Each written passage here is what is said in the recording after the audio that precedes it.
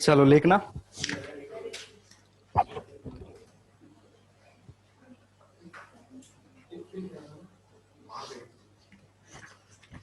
लिखो the excitation energy of hydrogen, हाँ, the excitation energy of a hydrogen like atom,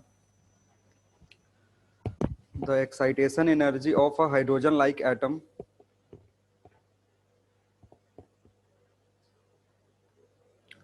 hydrogen like atom in its first excited state, hydrogen like atom in its first excited state, in its first excited state is 40.8 electron volt, is 40.8 electron volt. Find the energy needed, find the energy needed to remove the electron, find the energy needed to remove the electron from this ion, find the energy needed to remove the electron from this ion which is in ground state, which is in ground state, which is in ground state.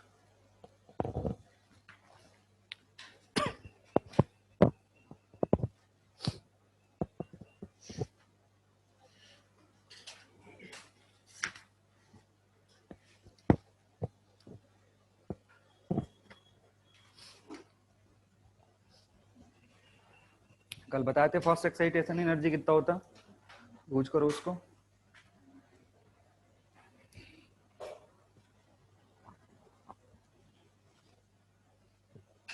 देखो यहाँ hydrogen like ion दिया हुआ है, hydrogen नहीं दिया हुआ, ठीक है ना।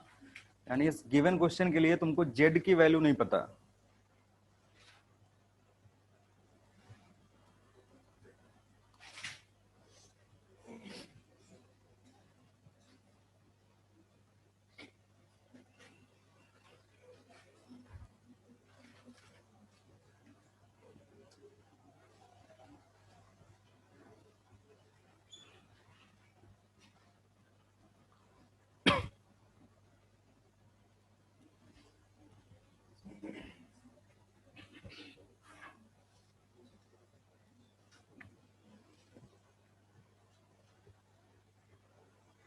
जेड कैलकुलेट करना, फिर उस जेड को यूज करेंगे ग्राउंड स्टेट की एनर्जी निकालने के लिए।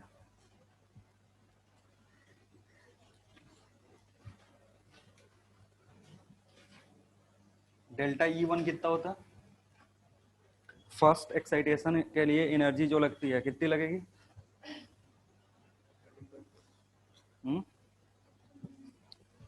सुनो सुनो समझो, देखो क्या हो रहा है।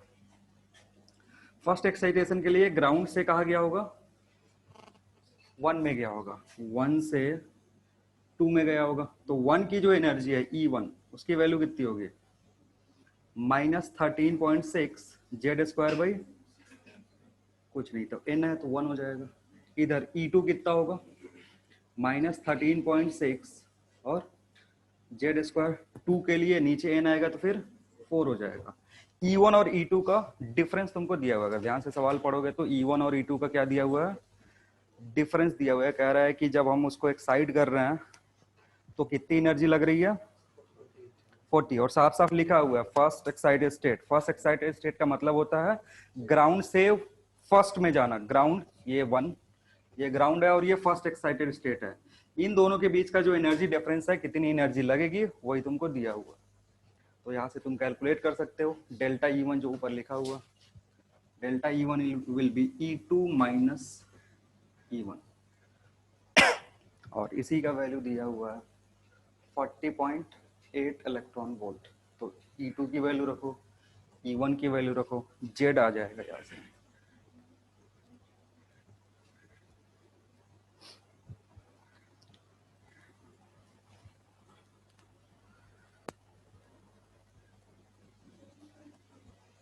जेड कितना आया 2,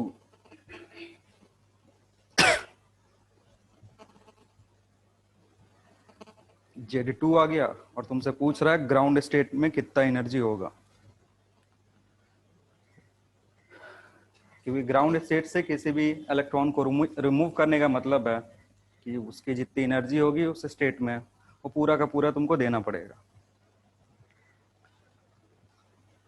नहीं कर पा रहे हो? ठीक है, जेड स्क्वायर कॉमन, हाँ।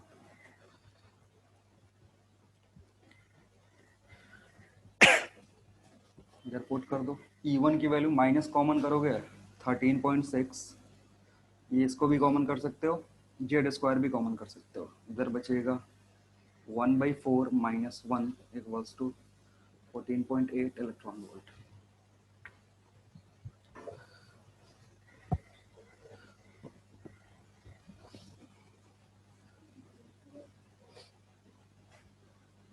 ये होगा 13.6 जेड स्क्वायर, ये अंदर जाएगा तो 3/4 बचेगा into, sorry into equals to 8।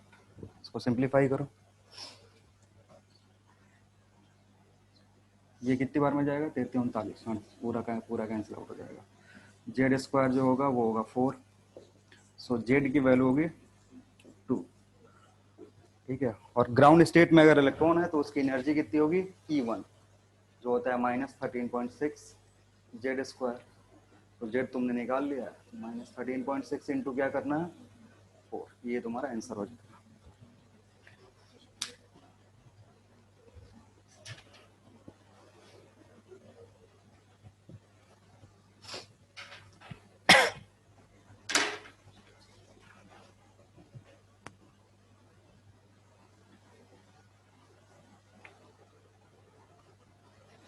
Module मिल गया सबको? सबको नहीं मिला? क्यों, पैसा वैसा नहीं दिया? मिलेगा मिलेगा, सब ले लो धीरे धीरे, पैसा अगर दे दिए हो तो जाकर के मॉड्यूल ले लो। चलो एक और लिखो,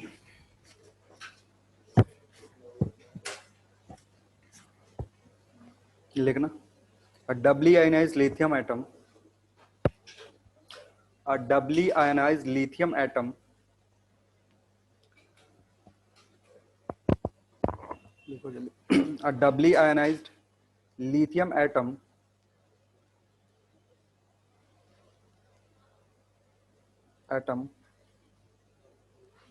with atomic number 3, with atomic number 3, find wavelength, find wavelength, comma देकर के, find wavelength of radiation required, find wavelength of radiation required to excite this ion, to excite this ion, wavelength of radiation required to excite this ion from first to from first to third Bohr orbit, from first to third Bohr orbit, from first to third Bohr orbit. Solve करो,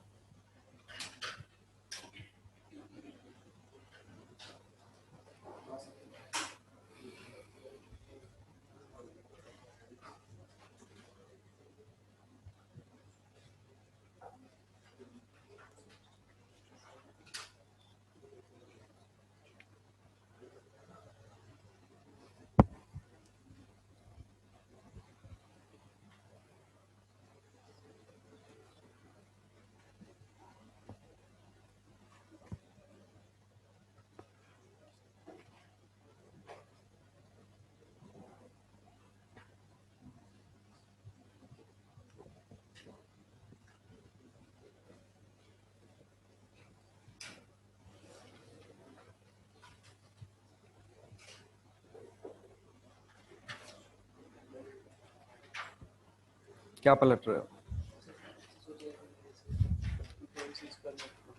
नहीं, E equals to S C upon lambda भी तो होता है, तो उसी से wavelength आएगा।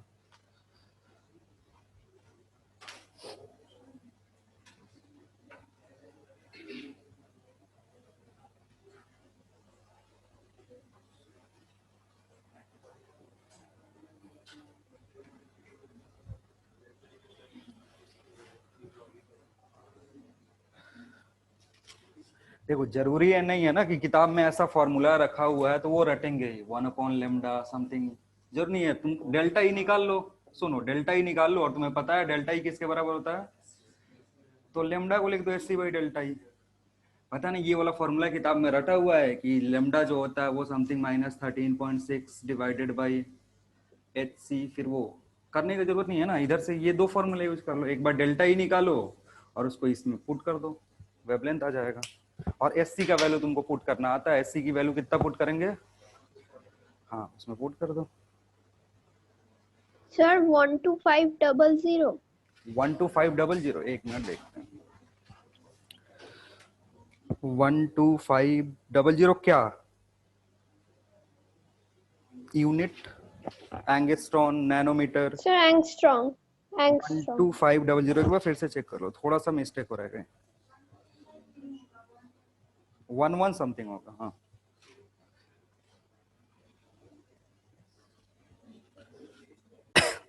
115 के आसपास होगा, 115 एंगस्ट्रॉन।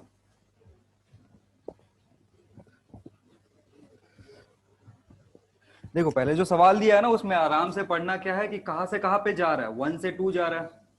अगेन जो इलेक्ट्रॉन जंप कर रहा है कहां से कहां जंप करेगा, 1 से 2। तो डेल्टा ई कैलकुलेट करोगे, डेल्टा ई की वैल्यू कितनी होगी, E2 माइनस E1, यही तुमको कैलकुलेट करना है। और इसके लिए जेड का वैल्यू सीधे सीधी दे दिया क्वेश्चन में, जेड का वैल्यू कितना दिया हुआ है, 3 दिया हुआ है, तो यूज कर लो। तो डेल्टा ई यहां से कैलकुलेट करोगे, E2 की जगह क्या रखोगे, -13.6 और 9 सीधे डिवाइडेड बाई 2, 4 हो जाएगा, नहीं नीचे 4 होगा। फर्स्ट टू, पहले E2 के लिए, अच्छा फर्स्ट टू थर्ड है तो E3 कर दो, तो यहाँ नीचे क्या हो जाएगा 9 -13.6 9 होगा, यही करना। अब इसको सिंप्लीफाई कर लो, 13.6 कॉमन हो जाएगा, इधर बचेगा 9 माइनस 1, 9 माइनस 1 कितना होता है 8, तो 13.6 इंटू 8, ये इलेक्ट्रॉन वोल्ट में आएगा। जो भी यहाँ से एनर्जी आएगा किस में आएगा, इलेक्ट्रॉन वोल्ट में आएगा। और हमें पता है कि एनर्जी जो होता है डेल्टा ई किसके बराबर होगा, एच सी बाई लेमडा के बराबर। तो लेमडा इधर जाओ, H C by delta E, H C की वैल्यू पुट कर सकते हो 1240। अगर यहाँ पे रुक गए तो यहाँ से जो आंसर आएगा वो किस में आएगा, नैनोमीटर में। एक और जीरो पुट कर दोगे तो एंगस्ट्रॉन में। तो ये electron volt angstrom divided by ये जो भी है पुट कर दो, 13.6 into 8 electron volt. Electron volt electron volt cancel out हो जाएगा, एंगस्ट्रॉन में आंसर आएगा अबाउट 115 के बराबर।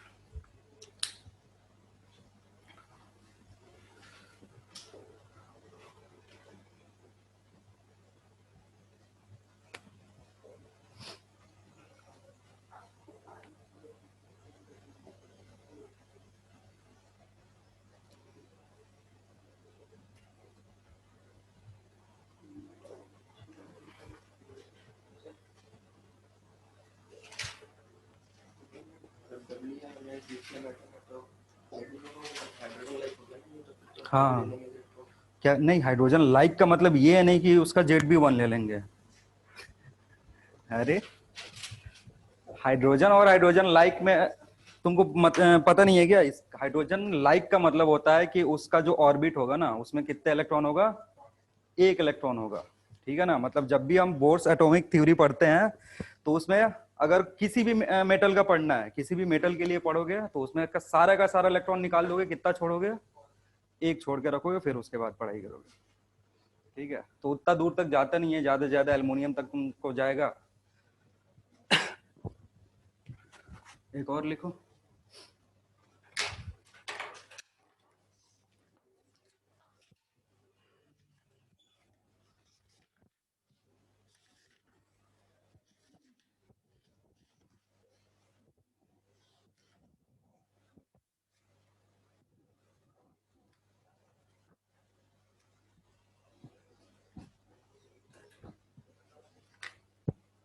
टाइम पीरियड और ऑर्बिटल ये फ्रीक्वेंसी पढ़ा है?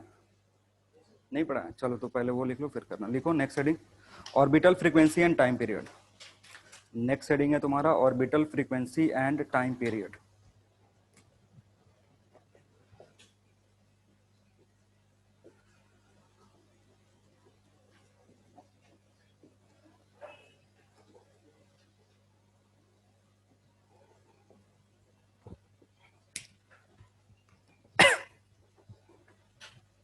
Orbital frequency and time period.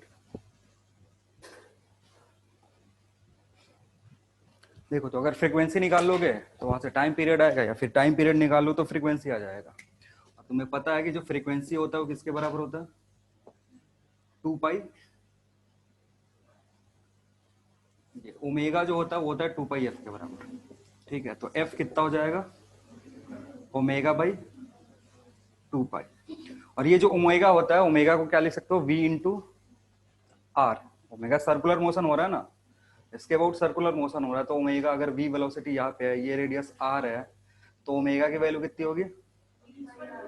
We by R. ठीक है, V equals to omega R होता है। तो फिर यहाँ पे पुट करोगे तो v divided by 2 pi R. तो फ्रीक्वेंसी जो होगा वो v बाई 2 पाई आर के फॉर्म में होगा। अब तुमको v भी पता है और r भी पता है, दोनों की वैल्यू पुट करो। पुट करने के बाद जो रिजल्ट आएगा उसमें से z वाला टर्म और n वाला टर्म बाहर रखना।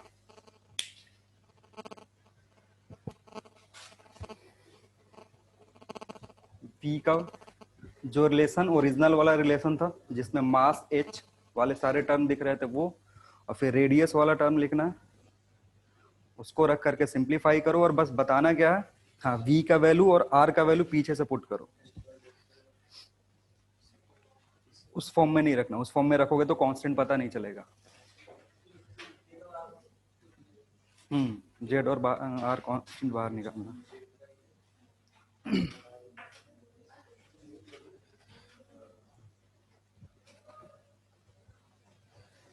लास्ट क्लास में v का वैल्यू बताए थे और r का भी वैल्यू बताए थे, दोनों यहाँ और यहाँ पुट करना।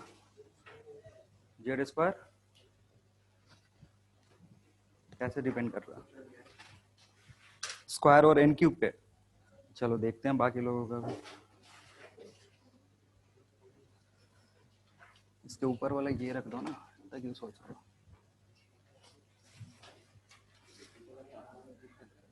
v का वैल्यू पुट करो z और n के टर्म में, फिर r का वैल्यू पुट करो z और n के टर्म में, जो बताए थे कल के क्लास में।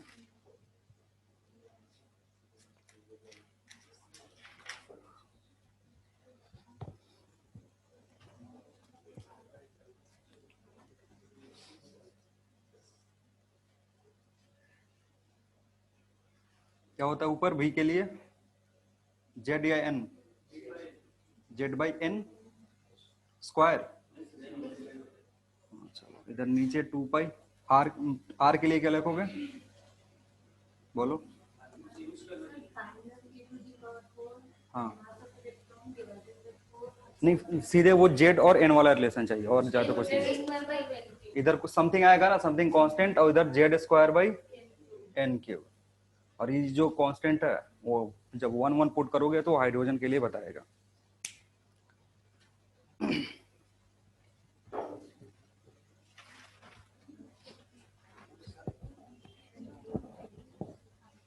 पुट कर सकते हो वैल्यू सीधे, अगर कुछ हो यहाँ ना तो पुट कर दो ताकि यहाँ दिखे। तो मेरी तरह डैश लिख दोगे तो क्या पता चलेगा? याद नहीं रखना है, बस थोड़ा दिमाग में रहना चाहिए क्या मतलब है उसका। कुछ कैंसिल आउट हो रहा है क्या? कैंसिल आउट नहीं होगा, गलती कर रहे हो।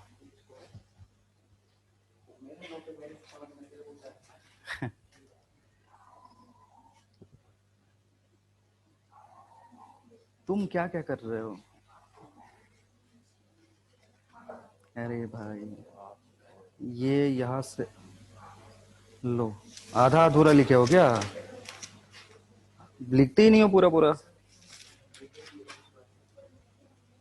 ये आर का रिलेशन जो है ना, ये बोर्ड करो ना। ये एप्सिलॉन है तो तुम क्या लिखो? ई लिखे हो यार। एप्सिलॉन और ई में बहुत ज्यादा डिफरेंस है, सेम सेम नहीं है दोनों।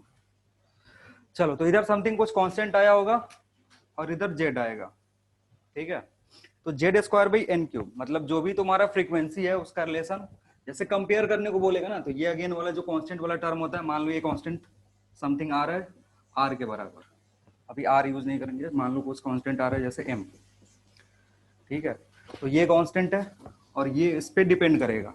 अब यहां से फ्रीक्वेंसी पता चल गया तो तुम टाइम पीरियड निकाल सकते हो। टाइम पीरियड क्या होता है, t is equal to 1/f होता है। तो जब यहां से कैलकुलेट करोगे तो अगेन सम कांस्टेंट ऊपर n cube divided by Z square, ठीक है। देखिए नहीं रहा,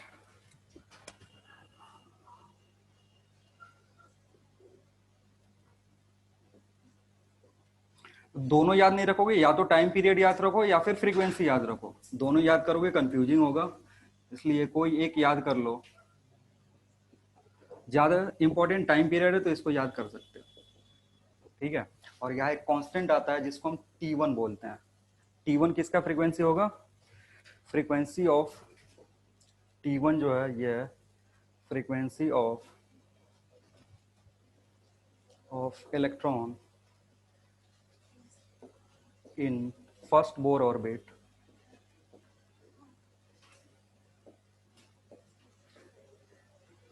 ऑफ हाइड्रोजन एटम।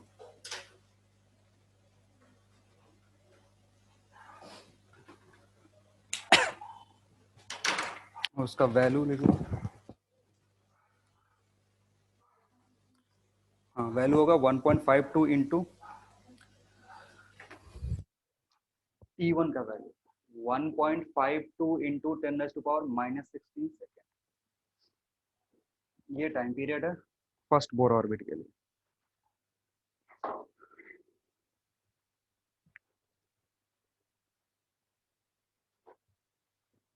अगेन जो भी कांस्टेंट आ रहा है वो सब ध्यान नहीं रखना है, रटना नहीं है कुछ भी फॉर्मूला, जो मास के टर्म में या फिर ई के टर्म में आया वो सब याद नहीं रखना है।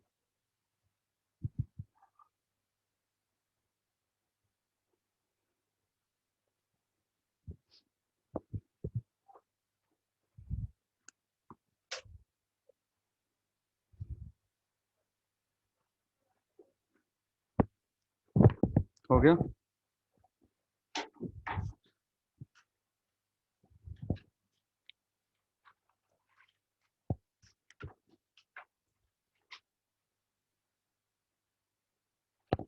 एक छोटा सा नोट लिखना,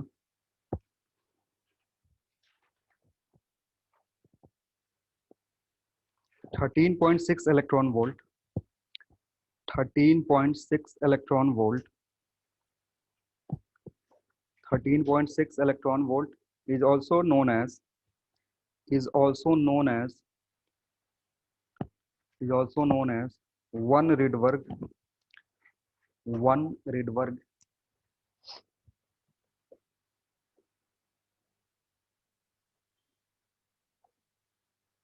Rydberg DERG 13.6 इलेक्ट्रॉन वोल्ट।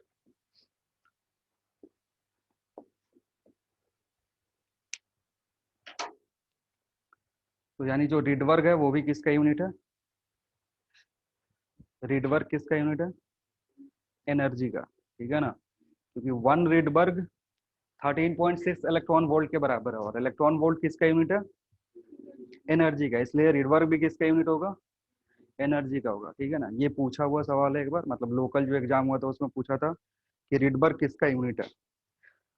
अब देखो होता क्या है ना, कंफ्यूजन क्या होता है कि एक रिडबर्ग होता है और एक रिडबर्ग कांस्टेंट होता है, दोनों इसी चैप्टर में यूज होगा, एक रिडबर्ग और रिडबर्ग कांस्टेंट। तो अभी हम जो पढ़े हैं इसका नाम क्या है, बस रिडबर्ग है, अभी रिडबर्ग कांस्टेंट नहीं बोलना है, ठीक है ना। तो ये एनर्जी का यूनिट है, आगे पढ़ेंगे रिडबर्ग कांस्टेंट, अभी जब हाइड्रोजन स्पेक्ट्रम शुरू करेंगे तो, और उसके लिए देखेंगे।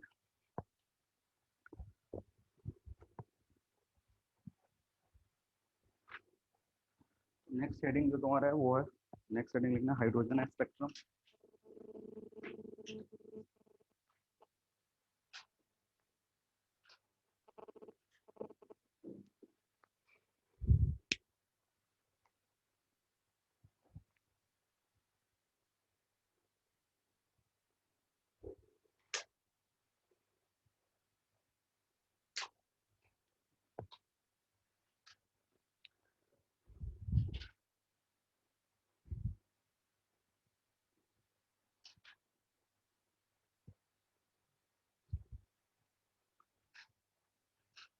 ट्यूब होता है जिसको सेक करने से वो लाइट इमिट करता है। देखो कभी किसी किसी मूवी में, जैसे शार्क से रिलेटेड एक मूवी थी, नाम उसका मुझे याद नहीं है एग्जैक्टली, उसमें एक ट्यूब होता था, जैसे उसको सेक करते हैं ना तो वो लाइट इमिट करता है, या तो रेड या फिर ग्रीन। उसमें कुछ ऐसे एटम होते हैं, जब सेक करोगे तो टेम्परेचर बढ़ेगा, टेम्परेचर बढ़ेगा तो जो एटम होता है वो एक्साइटेड स्टेट में पहुंच जाता है। और हमेशा काम क्या होता है, एक्साइटेड से ग्राउंड में आना। तो एक्साइटेड से जब ग्राउंड में आएगा तो क्या करेगा, वो एनर्जी इमिट करेगा, और अगर वो विजिबल रेंज में वेवलेंथ होगा तो वो लाइट भी इमिट करेगा। ठीक है ना। तो होता क्या था कि जब हाइड्रोजन को हम हीट करते थे, हाइड्रोजन को हीट करेंगे, मतलब हाइड्रोजन को हीट करने का क्या मतलब है, उसको एनर्जी सप्लाई कर रहे हैं, वो जो एनर्जी है वो किसको मिलेगा, इलेक्ट्रॉन को। और उस एनर्जी को लेकर के इलेक्ट्रॉन कहाँ पहुंच जाएगा, एक्साइटेड स्टेट में। एक्साइटेड स्टेट में पहुंचने के बाद ना वहां रुकता नहीं है, वहां से कहा जंप करेगा, ग्राउंड स्टेट में। और जैसे ही ग्राउंड स्टेट में जंप करेगा तो एनर्जी क्या करेगा, रिलीज करेगा। मतलब हीटिंग से जो हमने एनर्जी दिया था, हीट करके हमने ग्राउंड से उसको कहाँ पहुंचाया, एक्साइटेड में। लेकिन यहाँ रुकता नहीं है, वापस जंप करके कहाँ आएगा, ग्राउंड स्टेट में। जब ग्राउंड स्टेट में आएगा ना तो एनर्जी रिलीज करेगा। और एनर्जी रिलीज करने का मतलब क्या होता है, फोटोन रिलीज करना। एनर्जी रिलीज किस फॉर्म में करेगा, फोटोन के फॉर्म में। तो इस फोटोन का कुछ वेवलेंथ होगा लेमडा। और अगर ये वेवलेंथ विजिबल रेंज में है तो तुमको लाइट दिखेगा, और विजिबल रेंज के बाहर या फिर दोनों साइडों, मतलब इंफ्रारेड या यूवी के रीजन में तुमको नहीं दिखेगा। ठीक है। तो वही हाइड्रोजन स्पेक्ट्रम में था। हुआ क्या कि जब हम हाइड्रोजन को हीट करके एक ग्लास ट्यूब में रख रहे थे, तो धीरे धीरे वो क्या कर रहा था, एनर्जी रेडिएट कर रहा था। जो एनर्जी रेडिएट कर रहा था उसमें कुछ विजुअल लाइट दिख गया, तो लोगों ने सोचा ऐसा हो क्या रहा है। तो उसी को बोर ने एक्सप्लेन करा था कि जब भी इलेक्ट्रॉन जंप करता है from excited state to ground state, क्या करता है, एनर्जी रिलीज करता है। ठीक है ना, एनर्जी रेडिएट करेगा। और अगर वो उस एनर्जी का रेंज विजिबल रेंज में है तो हमें लाइट दिखेगा, नहीं है तो फिर नहीं दिखेगा। तो उससे रिलेटेड स्पेक्ट्रम है। पहले स्पेक्ट्रम समझ लो क्या होता है, लिखना स्पेक्ट्रम।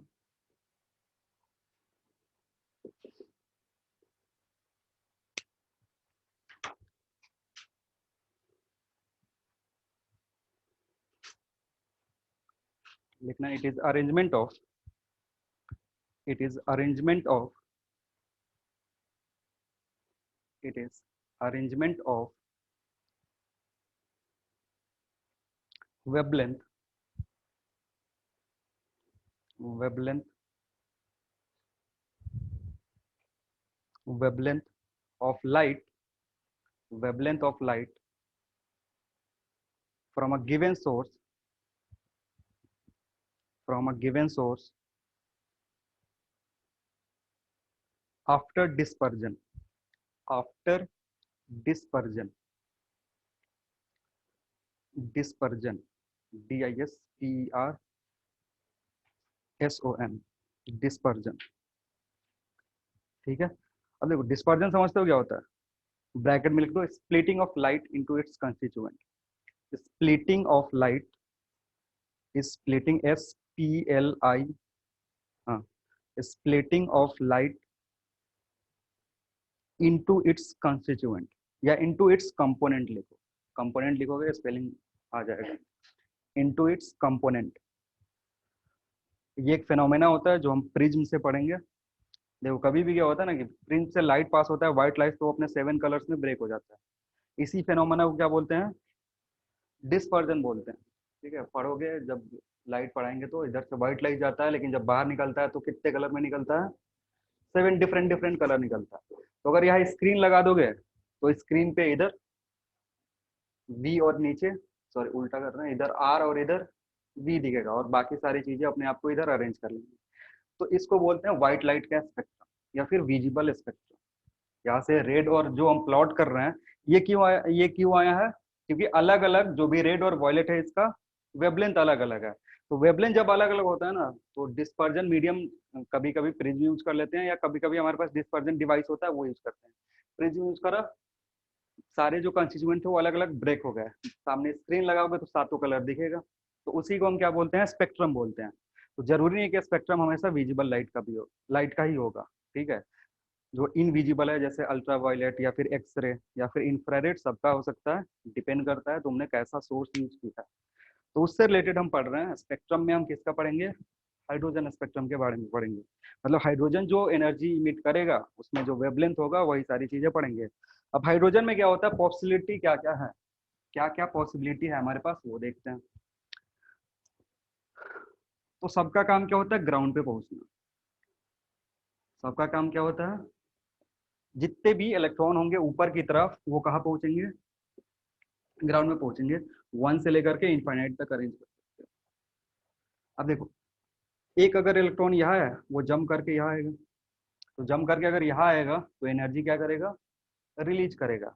जो एनर्जी रिलीज करेगा उसके कोरस्पॉन्डिंग एक लेमडा होगा, वो लेमडा। फिर अगर कोई इलेक्ट्रॉन यहाँ है तो वो मे भी यहाँ जम कर सकता है, तो यहाँ जम करा फिर एक एनर्जी रिलीज किया। या फिर जो इलेक्ट्रॉन यहाँ है वो इधर भी जम कर सकता है, यहाँ भी एनर्जी एक गैप है तो यहाँ से भी एक वेवलेंथ रिलीज होगा। सारी बात समझ में। मतलब इलेक्ट्रॉन कहीं भी अगर एक्साइटेड स्टेट में है तो उसका टेंडेंसी क्या होता है, अपनी एनर्जी को कम करना। किसी भी स्टेबिलिटी को अचीव करने के लिए हमें क्या करना पड़ता है, एनर्जी कम करना होता है। तो इलेक्ट्रॉन ऊपर कहीं भी होगा उसकी एनर्जी ज्यादा है, वो कोशिश क्या करेगा, ग्राउंड स्टेट में आने का। तो ग्राउंड स्टेट आने का मतलब अगर कोई इलेक्ट्रॉन यहाँ पे है तो ग्राउंड स्टेट डायरेक्टली भी आ सकता है, ये एक पॉसिबिलिटी है। या फिर यहाँ से इधर आ जाए फिर जम करके आए, फिर या फिर इधर से इधर आए फिर इधर जम करके आए। अलग अलग पॉसिबिलिटी बनती है, तो अलग अलग पॉसिबिलिटी है तो अलग अलग वेवलेंथ आएगा। हरी बात समझ में। और सारे वेवलेंथ को जब अरेंज करोगे तो उसको क्या बोलेंगे, हाइड्रोजन स्पेक्ट्रम बोलेंगे। ठीक है, तो यहाँ पे हाइड्रोजन का जो भी स्पेक्ट्रम है उसको हमने सीरीज में डिवाइड किया। 5 उसके फेमस सीरीज है। कौन कौन से, केमिस्ट्री में पढ़ोगे, हाँ, लाइमन, बामर, पास्टन, पीफंड और ब्रैकेट। ये सारी ब्रैकेट और पीफंड ऐसे होगा। ठीक है, अब ये सब अरेंज जो भी सीरीज आया ये क्यों आया, कि इलेक्ट्रॉन कहाँ से जम करके कहाँ जा रहा है।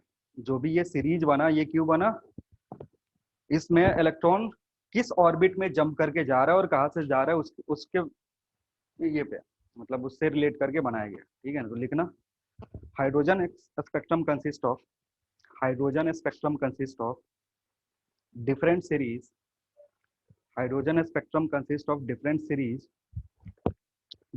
series like like like number 1 Lyman series, Lyman series, LYMAN, Lyman series, LYMAN, Lyman series। लिखना, in this series, in this series, in this series, electron electron at electron at any excited state, electron at any excited state will jump to will jump to will jump to ground state, will jump to ground state, that is n equals to 1, will jump to ground state n equals to 1। कहीं भी होगा, may be infinite पे भी हो सकता है, jump करके कहा जाएगा, जंप करके 1 पे जाएगा। ठीक है, या फिर 2 पे भी हो सकता है, 2 से जंप करके 1 पे जाएगा। तो जो इनफाइनाइट से लेकर के 1 के बीच का जो भी रेंज होगा ना उसमें अलग अलग क्या होंगे, वेवलेंथ होंगे। तो बस लाइमन के लिए ही बहुत सारे वेवलेंथ बन सकते हैं। फिर आगे क्या आएगा, ब्रैकेट आएगा। लाइमन के बाद, हाँ सॉरी, बामर। तो नंबर 2 में लिखना बामर, BALMER, बामर सीरीज लिखना। In this series, in this series, in this series, an electron in excited state, an electron in excited state, an electron in excited state jumps to jumps to jumps to first excited orbit, jumps to first excited orbit, jumps to first excited orbit, that is n equals to, n की value कितनी होगी, 2 होगी। लिख लो,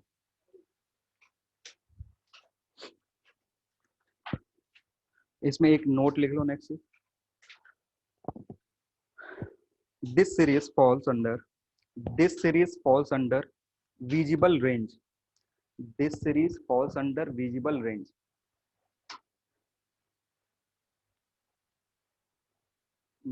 visible range,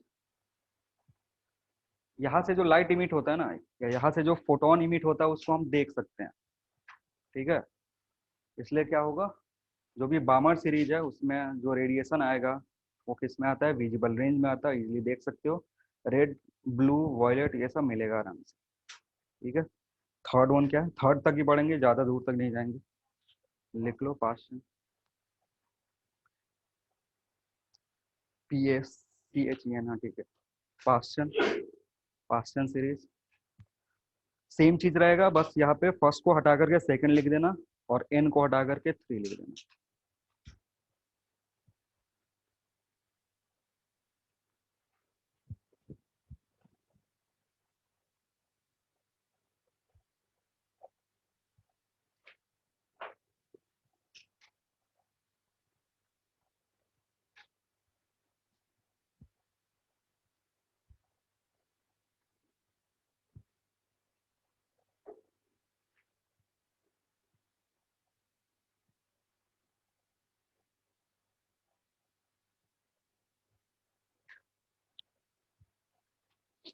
ठीक है, यानी कहीं भी होगा जंप करके कहा जाएगा सेकंड एक्साइटेड स्टेट या फिर n इक्वल्स टू 3 पे जाएगा, ठीक है। अब देखो यहाँ से होता क्या है ना, कि हमारे पास जो वेवलेंथ है उसका एक मैक्सिमम पॉसिबल है और एक मिनिमम पॉसिबल है। n इक्वल्स टू 1 पे अगर जंप करके जा रहा है तो n इक्वल्स टू 2 से आ सकता है, इससे कम कोई पॉसिबिलिटी है नहीं है। या फिर अगर ऊपर जा रहे हो तो इनफाइनाइट से जंप करके आ सकता है।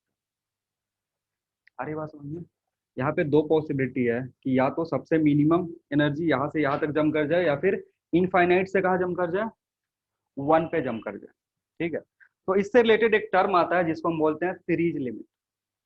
क्या बोलेंगे, सीरीज लिमिट। और सीरीज लिमिट होता है minimum,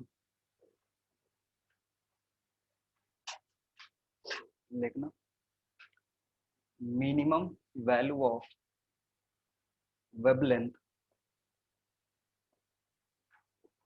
possible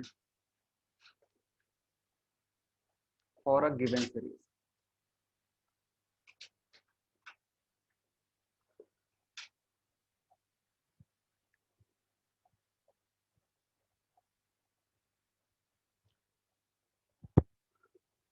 minimum value of wavelength possible for a given series, इसको क्या बोलेंगे, सीरीज लिमिट बोलेंगे। इससे छोटा पॉसिबल नहीं है, इससे बड़ा आ सकता है लेकिन इससे छोटा नहीं आ रही। और अगर वेवलेंथ मिनिमम है इसका मतलब एनर्जी क्या होगा, मैक्सिमम होगा।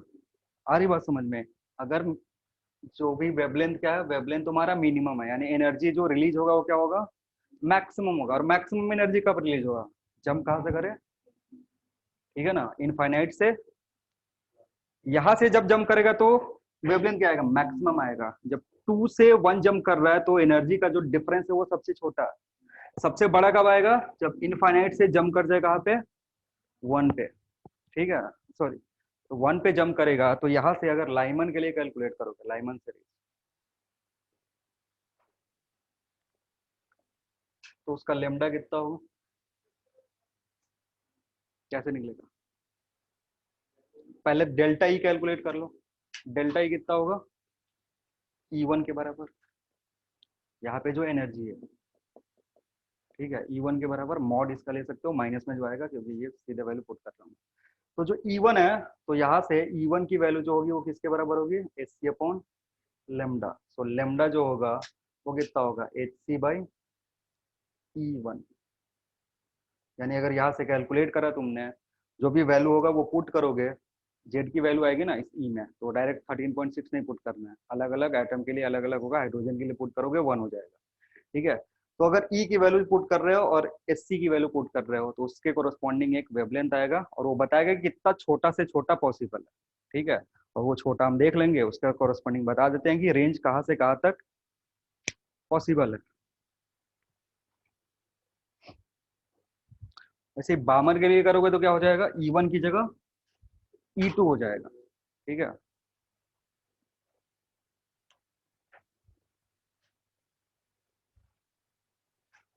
अब कुछ कुछ डेटा यहाँ डायरेक्ट याद रखना होता है, उसको याद रखोगे।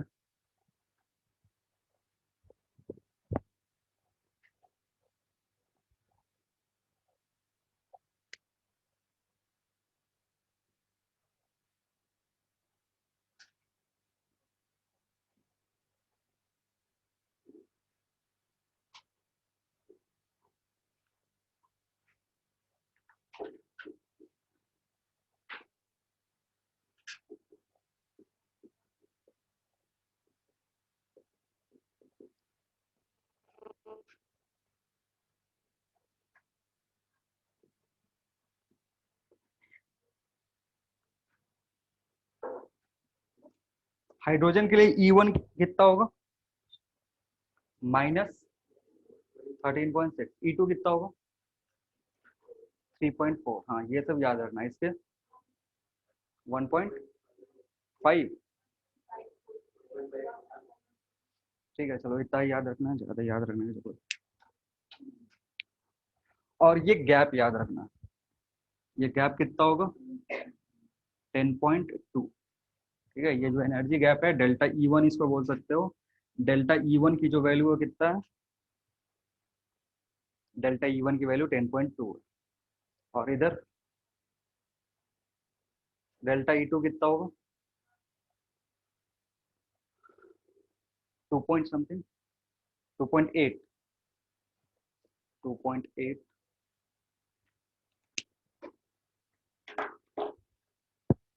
2.8 नहीं, सॉरी 1.8 लिखना उसको, 1.8।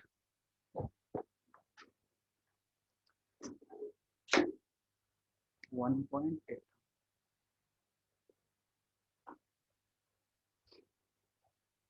ये दो ही याद रखना है, फिजिक्स में इतना ही से काम चल जाएगा। केमिस्ट्री में हो सकता है सर और भी बहुत सारा लिखाए होंगे।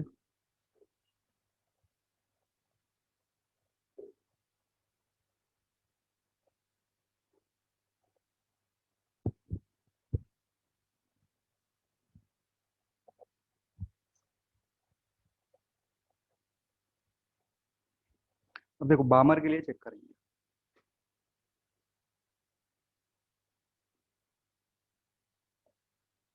लेमडा मैक्सिमम, मैक्सिमम वेवलेंथ कितना होगा, जो फॉर्मूला रट के रखे हो ना अभी आएगा, फॉर्मूले के लिए परेशान नहीं होने कि सर 1/λ वाला फॉर्मूला तो आप बता ही नहीं, वो भी आएगा। देखो लेमडा मैक्स क्या होगा, लेमडा मैक्स के लिए जो एनर्जी होनी चाहिए क्या होनी चाहिए, मिनिमम, यानी Hc upon delta E minimum. और मिनिमम कब होगा, जब 3 से कहा जंप करे, 2, 3 से 2 जंप करेगा, मिनिमम एनर्जी होगा। तो Hc की वैल्यू रख दो 12400 डिवाइडेड बाई, नैनोमीटर में रखते हैं, 0 डिवाइडेड बाई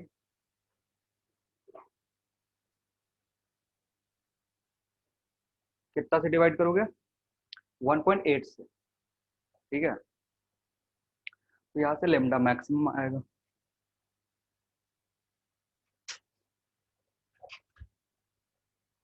कैलकुलेट कर लो जल्दी से कितना आ रहा है, फोन से करो। अगर 1240 को डिवाइड कर रहे हो 1.8 से तो कितना आ रहा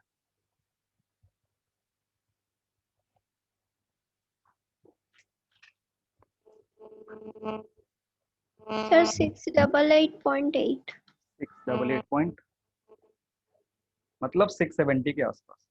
ठीक है, नैनोमीटर। और ये होता है अप्रोक्सीमेटली किसके लिए, रेड के लिए।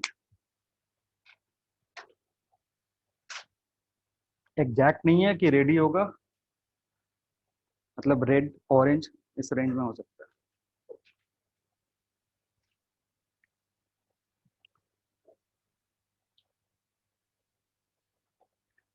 लेमडा मिनिमम कैलकुलेट करो,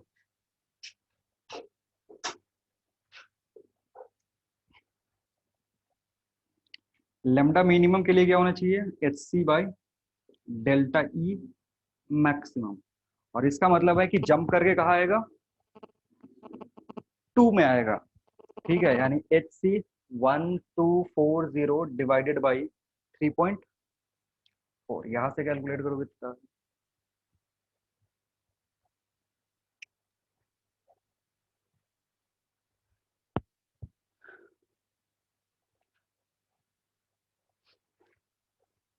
364.7. यानी ये भी 370 के आसपास है। और 370 मतलब ये किसके आसपास है? वॉयलेट के लिए।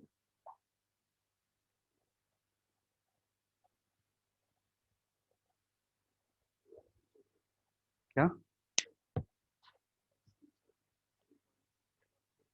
2.1? हाँ, वो वही मैक्सिमम है बामर के लिए। एनर्जी मैक्स तब इनफाइनाइट से कम करके आएगा। इनफाइनाइट पे एनर्जी कितनी होगी? 0। इधर का ही इनफाइनाइट है, यहाँ एनर्जी 0 है, ये इनफाइनाइट की जम करके कहाँ आ रहा है? 2 पे। तो डिफरेंस कितना होगा? 0 माइनस माइनस 3.4। जब इधर से जम करवाए थे ना, तो इसका इसका डिफरेंस लिए थे, क्या करे थे? E2 minus minus E1। जब सिंप्लीफाई करे तो 10 पॉइंट, ये 2 यहाँ लिखा हुआ, ठीक है। और ये सीरीज है ना, इसी को क्या बोलते हैं? सीरीज लिमिट बोलते हैं। मतलब बामर के लिए जो सीरीज लिमिट है वो किसके अराउंड है? 370 के आसपास, जो कि विजिबल रेंज में होता है। और उसके लिए जो कलर होता है वो क्या होगा? वायलेट होगा।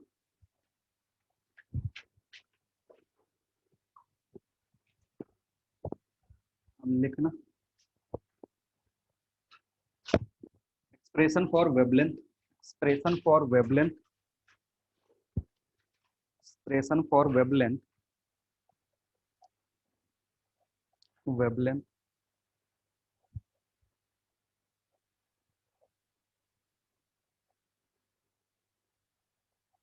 for different spectrum, for different spectrum, for different spectrum।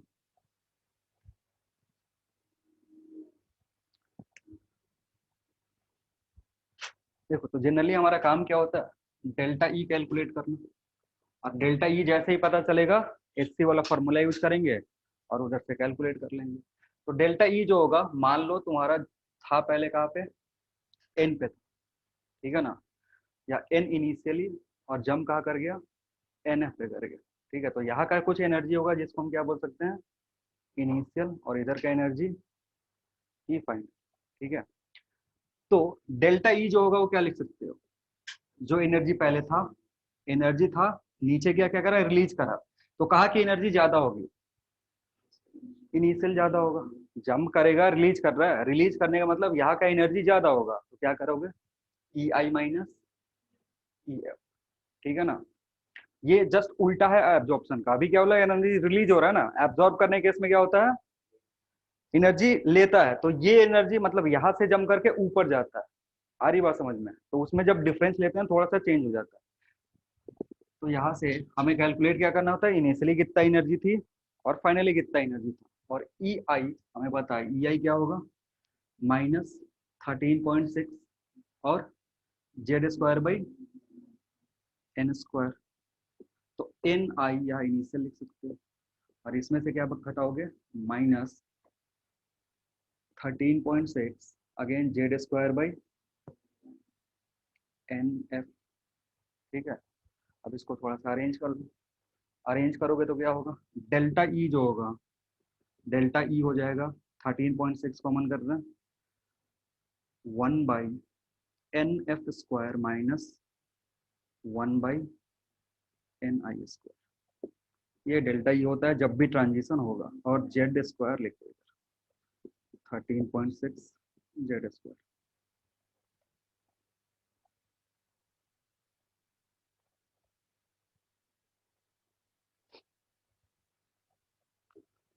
ये जनरल इक्वेशन है। जनरल कहने का मतलब ये किसी भी हाइड्रोजन लाइक इक्वेशन एटम के लिए यूज हो सकता है।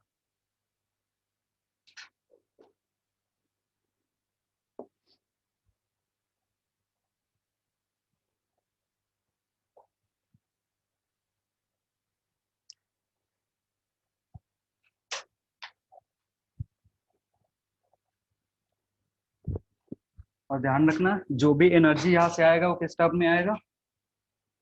इलेक्ट्रॉन वोल्ट में आएगा।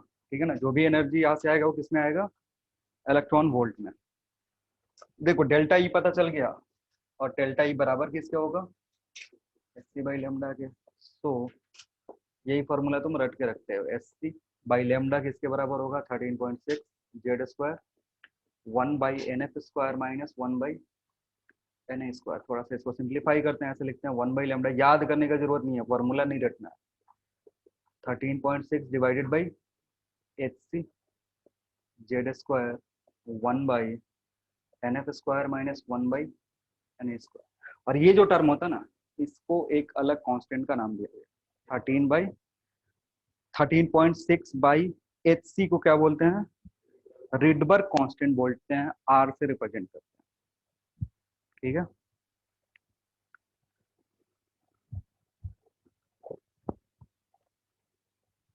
इसको डायरेक्टली ऐसे लिखते हैं, 1 by lambda is equal to R Z square 1 by N F square minus 1 by N I square, where r is equal to 13.6 divided by hc, इसकी वैल्यू होती है अराउंड 1.096 या 76 इंटू 10⁻⁷ मीटर इनवर्स।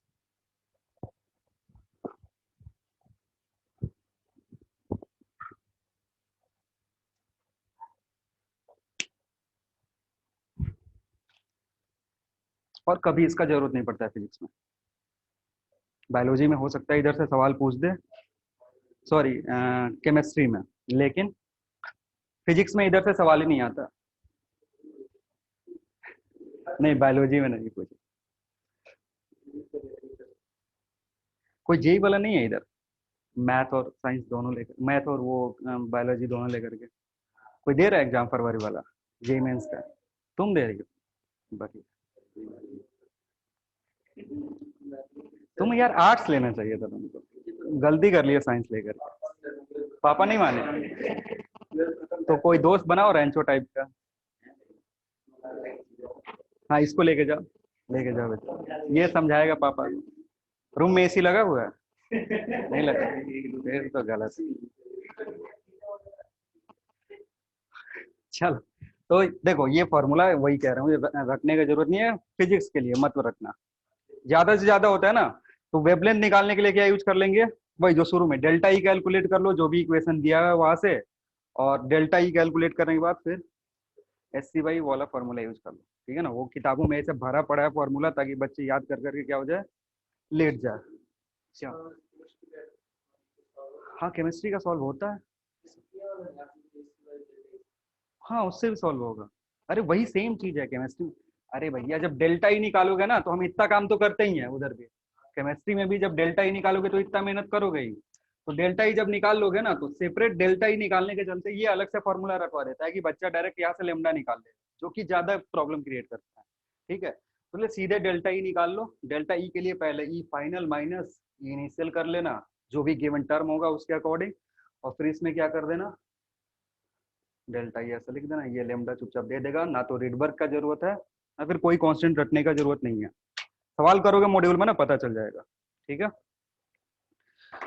चलो कुछ कुछ और नोट अगर होगा तो लिखा देंगे, नहीं तो ये चैप्टर समाप्त।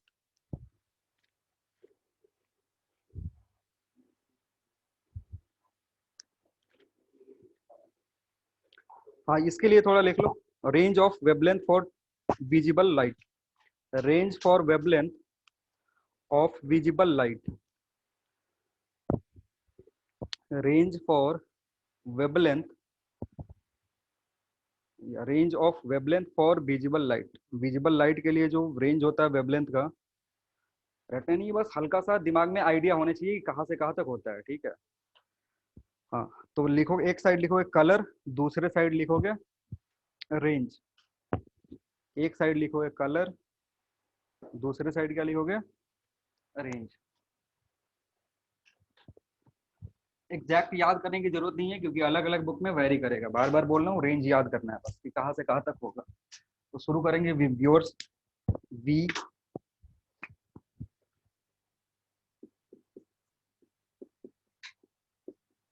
ये होता, और इधर रेंज।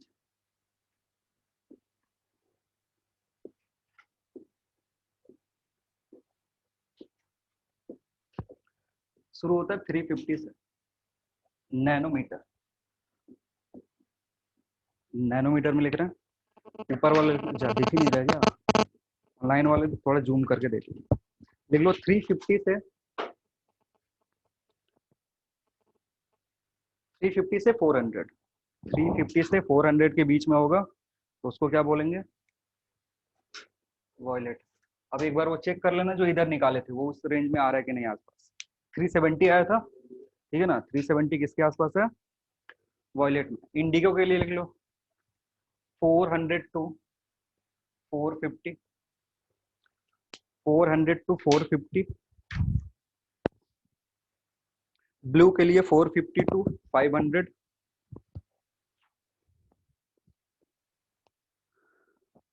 सब में 5-5 का डिवीजन करके लिखते जाओ।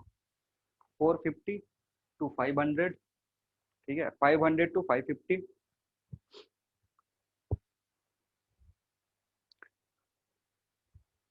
ग्रीन है 500 टू 550, लिख लिए। हाँ, लास्ट जो रेड है वो कहाँ तक जाएगा, 650 से 700, ठीक है। किसी किसी किताब में 750 तक भी दिया रहता है, तो परेशान नहीं होना। अब जो भी कैलकुलेट कर रहे थे हमने उसके लिए मैक्सिमम कितना आया था, जब मैक्सिमम हमने कैलकुलेट करा था, आ रहा है रेंज में, तो रेड के आसपास है। चल हाँ, तो वैसा ही होता है, इसलिए बामर सीरीज को बोलते हैं विजिबल रेंज में है। और तीन और चीजें बहुत परेशान करती है, उसका भी वेवलेंथ कभी कभी पूछ देता है, यूवी का, इंफ्रारेड का और एक्सरे का। किसका किसका, यूवी, इंफ्रारेड और एक्सरे। देखो यूवी जो होता है ना, यूवी किधर होगा, इधर कहीं होगा। यूवी जो होगा कहाँ होगा, वायलेट से पहले। और इंफ्रारेड किधर होगा, इधर होगा। आ रही बात समझ में।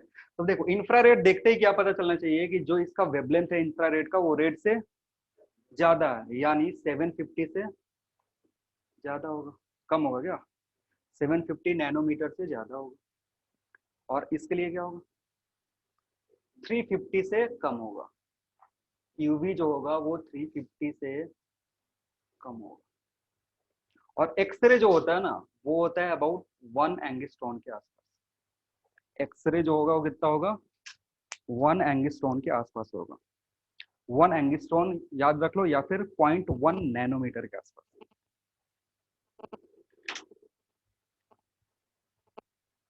ठीक है, बस आइडिया लेना है कैसे क्या होता है, याद नहीं करना। याद मुझे आज तक नहीं हुआ तो तुम क्या कर लो। नहीं नहीं, कुछ सच में फिजिक्स में कुछ याद करना नहीं होता है क्या। हाँ, कुछ याद नहीं करना होता है। न्यूटन्स लॉ ऑफ मोशन में क्या याद करोगे, सबसे पहले चैप्टर की बात, मतलब जो इम्पोर्टेंट है, सबसे पहला important chapter Newton's law of motion. इसमें एक ही फॉर्मूला है, इसमें क्या ही याद कर लोगे, ये याद करोगे। और इस पे हजारों सवाल बनते हैं। पूरा एनएलएम किस पे बनता है, और यहाँ से सवाल कितने आ सकते हैं, अगर बढ़िया से एग्जाम हो तो मे भी 20 नंबर का सवाल आता है, 5 सवाल। अरे कनेक्टेड होता है ना भैया, एनएलएम से कनेक्टेड क्या होता है, फ्रिक्शन। फ्रिक्शन कनेक्टेड है ना, तो दोनों के मिला के मे भी 20 कभी कभी पूछ देता है। तो 20 नंबर के लिए बस क्या फॉर्मूला यूज करना है, F equals to mass into, हाँ गिवन तुमको फ्री बॉडी डायग्राम, ठीक है। तो अगर ये आएगा तब ये यूज करोगे ना, आधे बच्चों को यही नहीं आता, फ्री बॉडी डायग्राम नहीं आएगा, फिर force equals to mass into acceleration नहीं यूज कर पाओगे। अब क्या फॉर्मूला है, कुछ है। और और कोई चैप्टर बताओ। ये पूरा जो मैंने अभी बताया, इसमें अभी जो चैप्टर पढ़ा है उसमें 4 ही फॉर्मूला है, कल ही बता देते। किसमें, रोटेशन में कुछ नहीं यार, उसमें 5 फॉर्मूला है। सुनो बता रहे हैं कैसे। जब 1D पढ़े थे ना, तो 1D में तुम लोग 50% फॉर्मूला याद कर लिए थे रोटेशन का। 1D में क्या करे थे, 50% फॉर्मूला याद। 1D में क्या फॉर्मूला होता है, 1D में बस 5 ही फॉर्मूला होता है। पहला फॉर्मूला होता है v is equal to U plus 80, दिखेगा दिखेगा। सबसे पहला फॉर्मूला ये रटना होता, ये फॉर्मूला होगा। दूसरा एस इक्वल्स टू और V square is equal to U square plus एक और फॉर्मूला होता है, कौन सा? हाँ, एस nth निकालने के लिए बोलता है ना कभी कभी कि 5th सेकंड में या 4th सेकंड में, उसके लिए एक फॉर्मूला होता है, याद है किसी को? यू प्लस ये होता है। ये 4 फॉर्मूला है, पूरा 1D का काम इसी में बन जाएगा। मतलब इसी का अप्लाई कर करके चेंज कर करके फॉर्मूला बनाते हैं, v इज इक्वल टू ऐसे रो टू जी एच। अरे ये है क्या? इधर ही तो है, जहाँ पे इनिशियल वेलोसिटी क्या हो जाता है, 0 हो जाता है। जब किसी बॉल को ड्रॉप करते हैं ना तो पूछता है ना वेलोसिटी बताओ इस हाइट गिरने के बाद, या फिर नीचे से फेंक रहे हो तो वो सब इधर से ही है, इसी 4 फॉर्मूला पे 1D का। तुम ठीक है?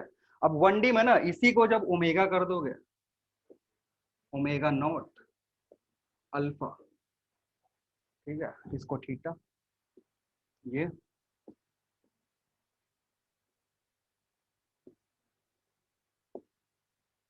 कुछ अलग पढ़ रहे हो, ये रोटेशन है,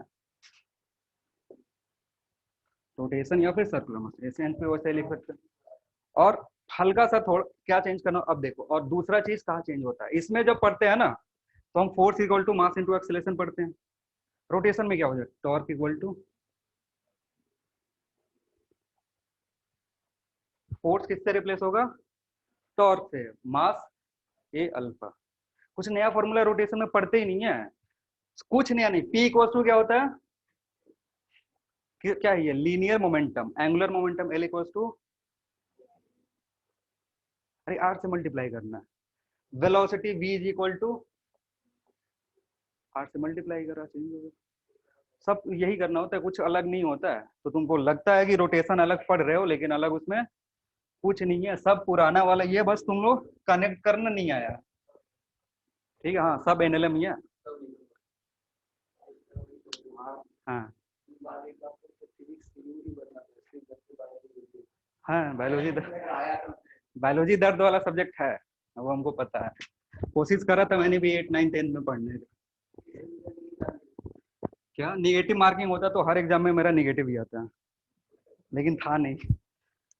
चलो अब ये चैप्टर समाप्त हो गया। सवाल वाल कर लो, कितना टाइम, बहुत टाइम बचा हुआ।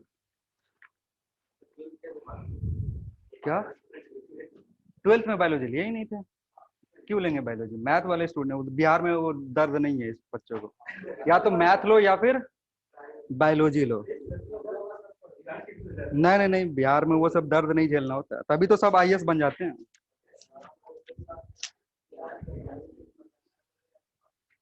अरे इसमें तो एटॉमिक स्ट्रक्चर है ही नहीं।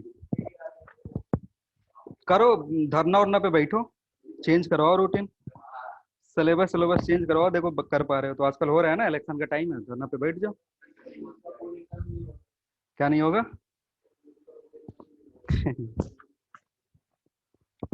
चलो रुको, देखते हैं अगर कोई सवाल हो इससे रिलेटेड तो करेंगे।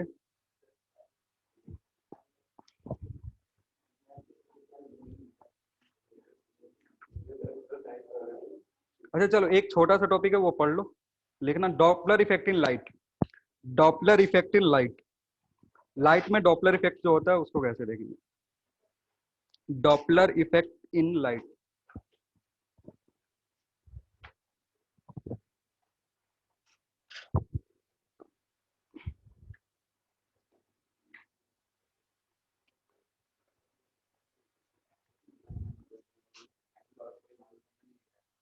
कहीं नहीं है, पूरे इंडिया में कहीं नहीं है। लिखना when a light source when a light source when a light source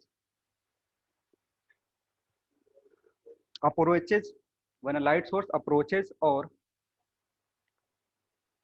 when a light source approaches or separates from an observer,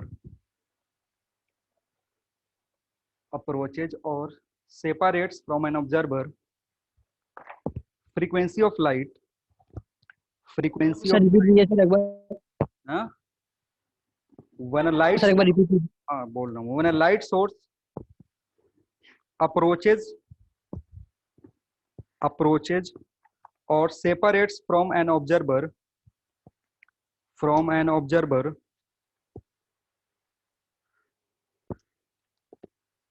frequency of light frequency of light frequency of light received by observer frequency of light received by observer is different from is different from is different from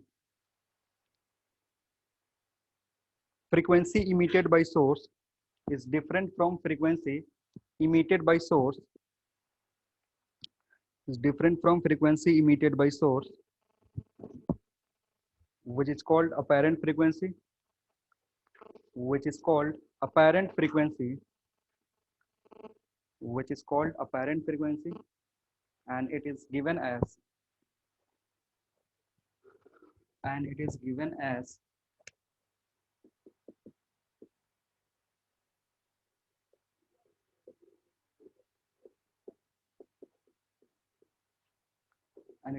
as f equals to f dash 1 plus v divided by c whole 2 divided by root over 1 minus v square by c square.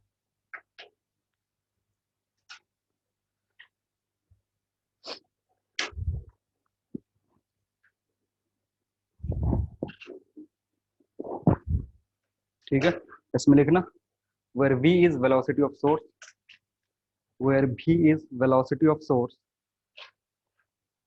where v is velocity of source, v is velocity of source, c क्या है, speed of light, उल्टा क्यों लिखो, f dash is equal to f c speed of light, f है frequency of source, f है frequency of source और f dash है apparent frequency.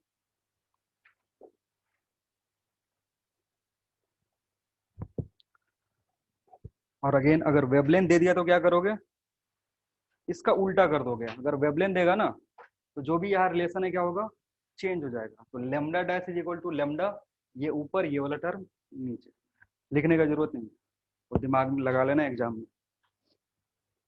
और एक यहाँ कंडीशन है या स्पेशल केस बोल सकते हो, when v is very very less than c, अगर वेलोसिटी जो है वो बहुत ही छोटा हो जाए,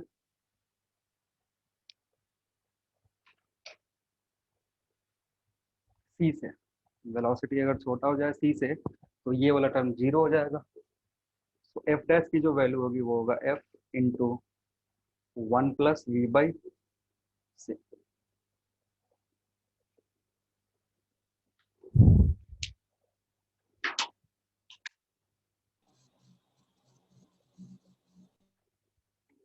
तो लाइट में जो डॉपलर इफेक्ट है उसका फॉर्मूला इधर इधर से होता है, इसमें ज्यादा परेशान होने की जरूरत होती है. ठीक है, अब देखो हो गया, फ्रीक्वेंसी घट भी सकता है और फ्रीक्वेंसी बढ़ भी सकता है. जब फ्रीक्वेंसी बढ़ता है तो उसको बोलते हैं रेड शिफ्ट, फ्रीक्वेंसी जब बढ़ेगा तो उसको क्या बोलेंगे, रेड शिफ्ट. और जब फ्रीक्वेंसी घटेगा तो क्या बोलेंगे, सॉरी उल्टा बोल रहा हूं, फ्रीक्वेंसी घटेगा तो उसको बोलेंगे रेड शिफ्ट और फ्रीक्वेंसी बढ़ेगा तो उसको बोलते हैं ब्लू शिफ्ट. आ रही बात समझ में, मतलब जिस वेवलेंथ जो ये क्या बोलते हैं, विजिबल रेंज में रेड की फ्रीक्वेंसी क्या होती है, सबसे कम होती है.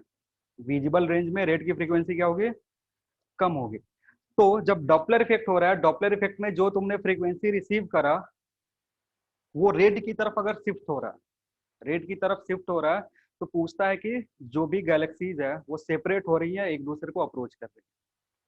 एक टर्म होता है जिसको बोलते हैं रेड शिफ्ट और एक दूसरा टर्म क्या होता है, ब्लू शिफ्ट. ब्लू शिफ्ट को बोलते हैं अप्रोच करना और रेड शिफ्ट को बोलते हैं सेपरेट करना.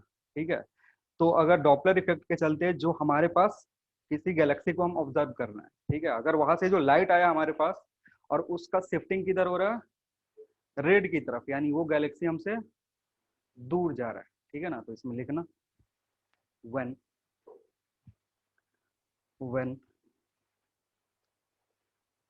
when frequency when frequency is reduced, when frequency is reduced, when frequency is reduced, bracket में लिख देना, red shift source and observer, bracket बंद करके, source and observer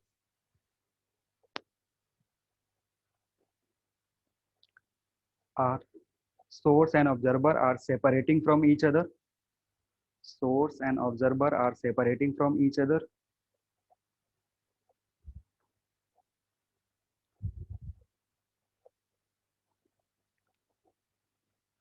और नंबर 2 में लिखना,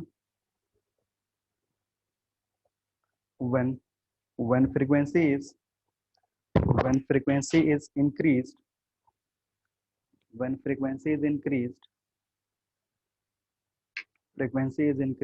that is, ब्रैकेट में लिख देना, blue shift,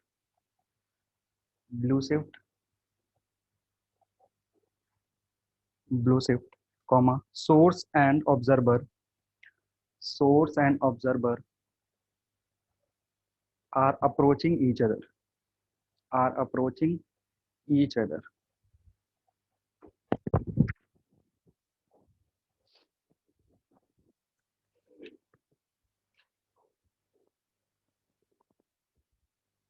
एक प्रॉब्लम लिखना, a light source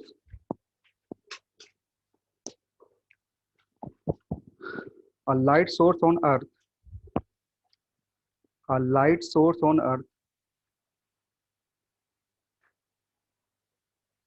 gives a wavelength of 6000 angstrom, 6000 angstrom, full stop. The same light source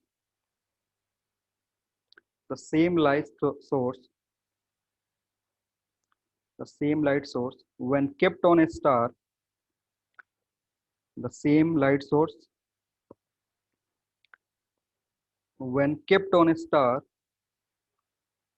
wavelength received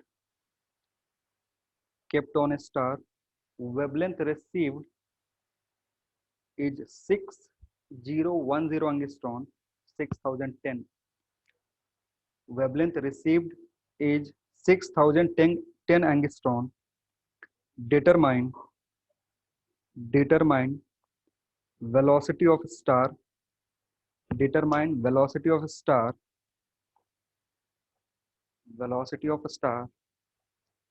And comment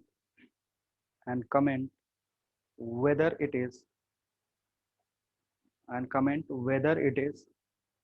approaching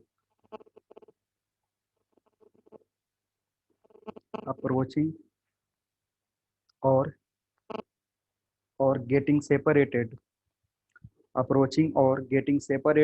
from earth.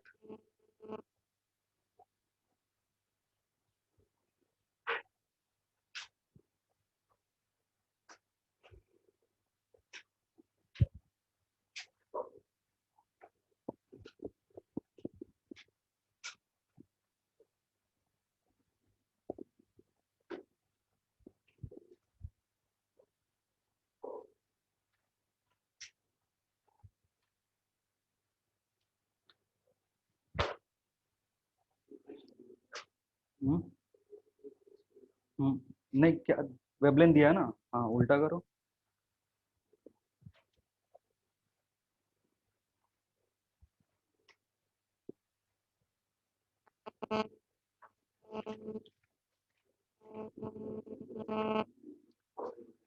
उल्टा करोगे, हाँ ये नीचे वाला यूज करो, हाँ क्योंकि चेंज जो है वो बहुत ही कम है, जो भी वेवलेंथ में चेंज है ना वो क्या है, बहुत कम है, इसलिए सेकंड वाला फॉर्मूला यूज कर सकते हो।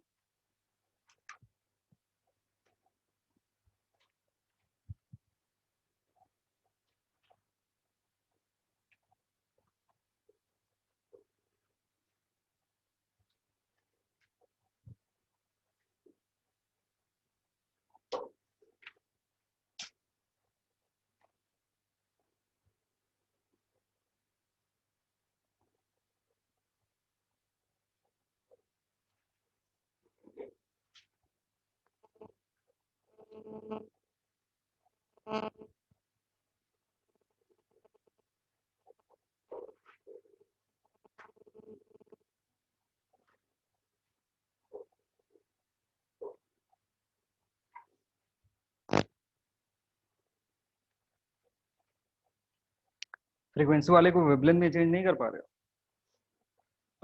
हाँ देखो, जब इसको वेवलेंथ में चेंज करोगे ना तो lambda dash will be lambda 1 minus we by C, बस ये चेंज होगा। जैसे इसको देखो होता क्या है कि एफ डैश क्या था, F 1 plus we by c था, तो इसको इनवर्स करोगे ना 1 by F is equal to, ऐसे लिख सकते हो, sorry 1 plus we by c, ऐसे लिख सकते हैं ना। अब ये लिखोगे, ये वाला ऊपर सी से मल्टीप्लाई कर दो, ऊपर सी से मल्टीप्लाई कर दो, तो ये पूरा टर्म क्या हो जाएगा, सी बाई एफ क्या होगा, लेमडा, और ये भी क्या हो जाएगा, तो lambda dash lambda 1 plus we by C का पावर -1, और ये वाला टर्म बहुत ही छोटा है, यानी ये यहाँ जाकर के मल्टीप्लाई होगा, माइनस हो जाएगा। तो अब जो भी टर्म दिया हुआ है, देखो पहले अर्थ पे जब ऑब्जर्व करेगा, सोर्स कहाँ रखा हुआ था, अर्थ पे, तो वहां से जो वेवलेंथ आ रहा था कितना आ रहा था, मतलब जो सोर्स का वेवलेंथ है ना वो कितना है, 6000, क्योंकि ये डायरेक्टली अर्थ पे रखा हुआ है और अर्थ से ही ऑब्जर्व कर रहे हैं, तो कोई डॉपलर इफेक्ट नहीं होगा। अर्थ पर ही रख करके खुद ऑब्जर्व करोगे, कोई डॉपलर इफेक्ट नहीं दिखेगा। अब इसी को हमने उठा करके कहाँ रख दिया, एक स्टार पे, और स्टार से जब वहां से उस सोर्स से हमारे पास अर्थ पे पहुंच रहा था ना, तो उसकी वेवलेंथ कितना हो जा रहा था, 6010। आ रही बात समझ में? अब यहाँ से तुमको कैलकुलेट क्या करना था, भी कैलकुलेट करना, तो सिंप्लीफाई करोगे 601 600 1 माइनस वी बाई सी, कितना 1 minus we by c, v by c 601 divided by 600, और माइनस आने का क्या मतलब हुआ, माइनस आने का मतलब वो बताएगा कि सेपरेट हो रहा है या फिर अप्रोच कर रहा है। तो यहाँ से कैलकुलेट करोगे तो v बाई सी आएगा -1 बाई 600, v की वैल्यू कितनी होगी, -600 इंटू सी की वैल्यू कितनी होगी, सोच कर दो, ये 0.5, तो -5 इंटू 10⁵ मीटर पर सेकेंड, इतने से चल रहा है। अब इसमें बताना था अप्रोच करेगा या फिर सेपरेट होगा, ठीक है। सुनो देखो, वेवलेंथ से भी सोच सकते हो, वेवलेंथ बढ़ रहा है मतलब फ्रीक्वेंसी क्या होगा, घटेगा। फ्रीक्वेंसी घटने का मतलब होता है रेड शिफ्ट, फ्रीक्वेंसी घटने का मतलब होता है रेड शिफ्ट, और रेड शिफ्ट क्या बताता है, अप्रोच या सेपरेट, तो बस सेपरेट हो रहा होगा, ठीक है।